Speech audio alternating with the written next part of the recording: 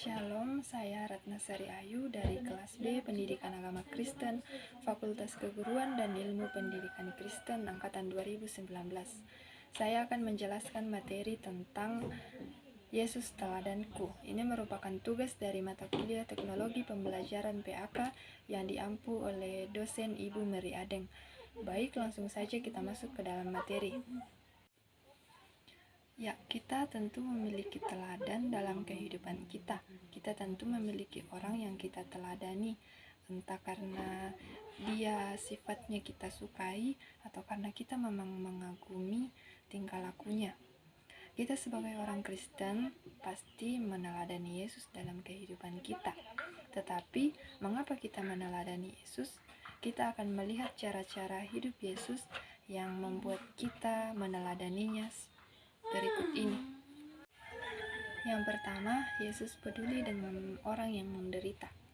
Pada saat itu ada seorang yang sakit kusta, yang pada zaman Yesus penyakit kusta dianggap sebagai kutukan, dan jika kita menyentuh orang yang terkena penyakit kusta, maka kita akan ditulari penyakitnya. Karena penyakitnya itu, ia tidak disukai siapapun dan tidak ingin didekati orang manapun. Tetapi Yesus memiliki belas kasihan dalam hatinya, sehingga ia menyembuhkan orang sakit kusta tersebut.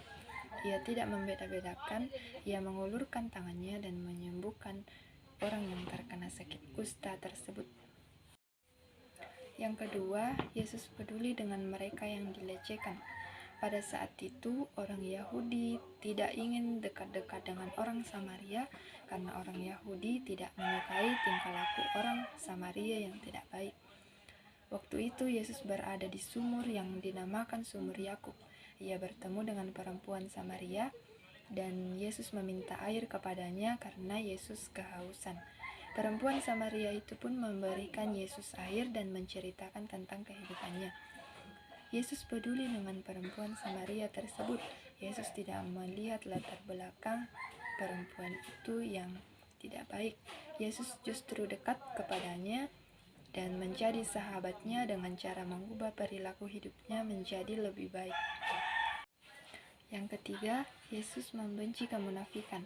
Pada saat itu, kaum Farisi sangat memperdulikan hukum yang ada di dalam hukum Taurat. Karena itu, orang Farisi menegur orang-orang yang tidak melakukan perbuatan yang tertulis di dalam hukum Taurat.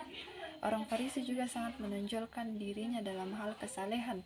Mereka berdoa di tikungan jalan agar orang-orang melihat mereka saleh. Mereka juga sombong dengan mereka berpuasa. Mereka menonjolkan bahwa mereka berpuasa. Hal tersebut tidak disukai oleh Yesus. Yesus tidak menyukai orang yang munafik, yang menonjolkan kesalehannya, karena orang munafik akan menganggap orang lain tidak saleh jika perbuatan orang lain tidak sama dengan apa yang mereka perbuat. Semua hal yang dilakukan Yesus adalah positif yang dapat kita jadikan teladan dalam kehidupan kita. Namun ada satu hal yang perlu kita renungkan bersama. Mengapa Yesus begitu kuat menjalani semuanya? Ya, jawabannya, Yesus kuat menjalani semuanya karena ia berdoa kepada Bapanya. Setiap hari Yesus menyisihkan waktunya untuk berdoa kepada Bapanya. Bahkan menjelang kematiannya di kayu salib, ia sangat menderita, namun ia tetap berdoa kepada Bapanya.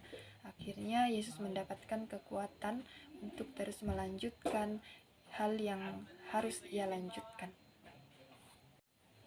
Demikian materi yang saya sampaikan hari ini. Kurang lebihnya mohon dimaafkan. Shalom.